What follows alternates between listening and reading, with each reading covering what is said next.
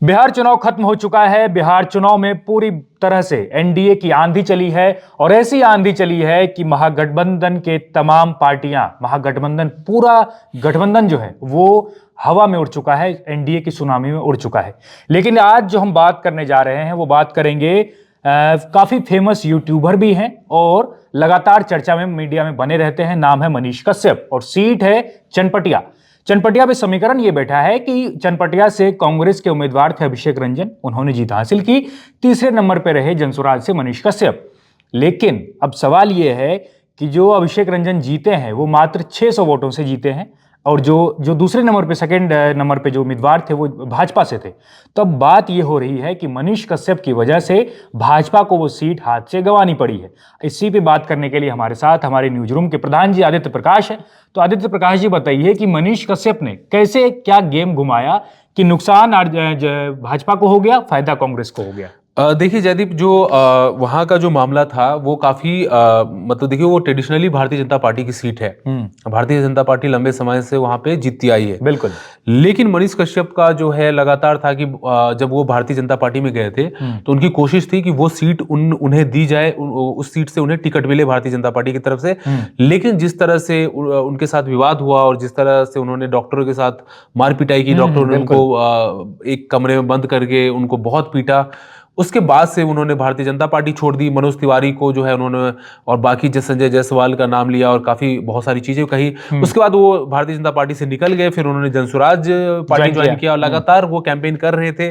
लेकिन मनीष कश्यप ने जो खेल करना था वो खेल कर दिया। भले वो नहीं जीते हैं, लेकिन मनीष कश्यप ने भारतीय जनता पार्टी को उस सीट से मात्र 600 सीटों से हारने को मजबूर कर दिया है। तो ये और कांग्रेस पार्टी के जो लीडर थे, जो उस सीट पे कमजोर थे, क्योंकि कहा जाता है कि मनीष कश्यप ने जो वोट काटा है वो भारतीय जनता पार्टी का वोट काटा है और इसकी वजह से जो जहां Bharatiya Janata party one sided जीतती थी, एक बड़े अंतर से जीतती थी, वहां पे भारतीय जनता पार्टी मात्र 602 वोटों से हार गई। तो कहीं ना कहीं मनीष कश्यप ने अपना बदला भारतीय जनता पार्टी से ले लिया है। लेकिन अब सवाल यह है कि आखिर मनीष कश्यप का अगला मूव क्या होगा। वही बात कर रहा था मैं कि किस वजह से जो है मनीष कश्यप हारे। हालांकि वो कई बार सुर्खियों में रहते हैं, कहीं मार खा लेते हैं तो कहीं बवाल काट देते हैं, कहीं और डीएम ऑफिस में घुस जाते हैं। एक बार तो सुपौल की तरफ गए तो वहां भी पीटे गए, फिर पटना हॉस्पिटल में पीटे गए। तो इतना चर्चा बटोरने के बाद वो कैसे हार गए? मनीष कश्यप जो है, जेडी आपको समझना पड़ेगा जयदीप, की मनीष कश्यप जो है उनकी राजनीति, या फिर आप कहें कि वो पहले एक यूट्यूबर थे, वो जो एग्रेसिव तरीके से बात करना, चिल्लाना, चीखना, यही उनका यूएसपी भी है। तो इसका मतलब यही है कि सिर्फ आप चिल्ला के नेता नहीं बन सकते।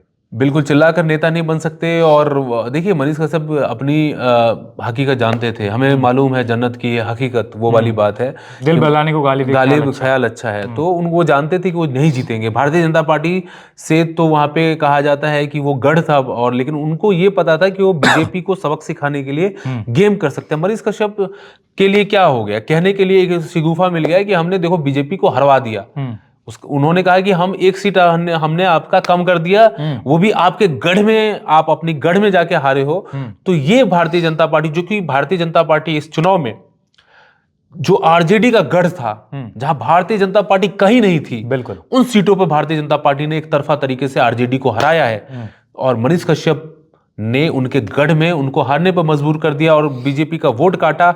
आपको दोस्तों को मैं थोड़ा सा डेटा भी शेयर कर देता हूं। देखिए, अभिषेक रंजन वहां से जीते हैं, जो इंडियन नेशनल कांग्रेस के हैं, जिसको कांग्रेस पार्टी हम लोग बोलते हैं। उनको 87,132 वोटें मिली है। 87,132। और ओवरऑल अगर बात करें आप टोटल वोट, ये तो 87,132 जो है ईवीएम का वोट है। टोटल है 87,538, जिसमें कि 40% वोट उनको प्राप्त हुआ है। वहीं भारतीय जनता पार्टी से जो लीडर है वहां पे, जो उमाकांत सिंह थे, उन्हें 86,936 वोटें मिली। 39.8% जो है उनको वोट मिला है। जनसुराज से जो मनीष कश्यप हैं, जिनका असली नाम है त्रिपुरारी कुमार तिवारी।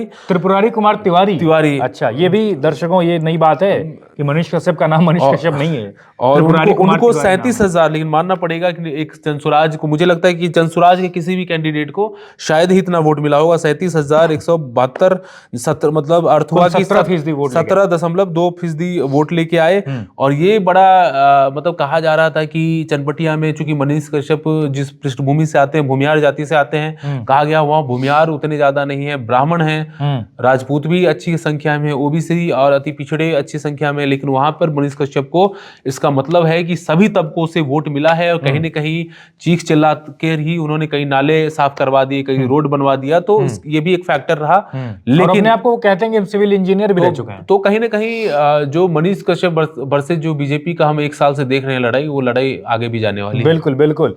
जीत तो गए अभिषेक रंजन, लेकिन मनीष कश्यप ने कह दिया, मनीष कश्यप खेमा तो जीत सेलिब्रेट कर रहा है कि हम जीत गए, हमने बीजेपी को हरा दिया तो हम जीत गए। क्योंकि अब क्या होता है ना कि ऐसे वक्त में अगली बार जब 5 साल बाद वहां पे चुनाव होगा 2030 में, कहेंगे देखिए हमको दीजिए, हम एक तरफा फिर से आपको जिता देंगे। तो ये देखिए, ये चनपटिया सीट का हाल जो है हमने बताया, तो मनीष कश्यप ने जो है कैसे हार कर भी वो जीत की खुशी में है और कह रहे हैं कि हार के जीतने वाले को ही बाजीगर कहते हैं। वो स्थिति मनीष कश्यप की है। लेकिन आपको क्या लगता है कि सीट पे क्या कुछ खेल हुआ है भाजपा के साथ, किस तरह का जो है सुलूक मनीष कश्यप ने किया है इस चुनाव में, वो आप अपनी राय कमेंट बॉक्स में नीचे दें।